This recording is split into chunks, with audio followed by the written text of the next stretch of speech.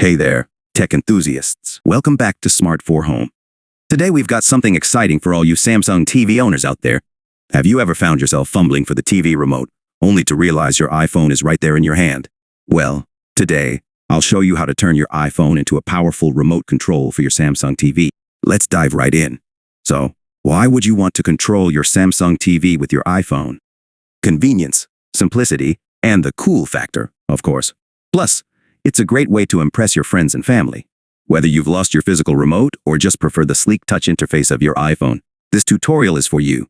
Step 1. Connect your Samsung TV to the same Wi-Fi network.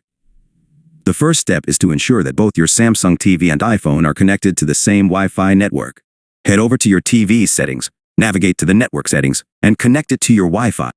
On your iPhone, go to Settings, Wi-Fi, and connect to the same network. Step 2. Download and install the Samsung SmartThings app. Now, head over to the App Store on your iPhone and search for the Samsung SmartThings app. Once you find it, download and install the app. This app will be the bridge between your iPhone and Samsung TV. Step 3. Set up Samsung SmartThings. Open the SmartThings app and sign in with your Samsung account. If you don't have one, you'll need to create an account.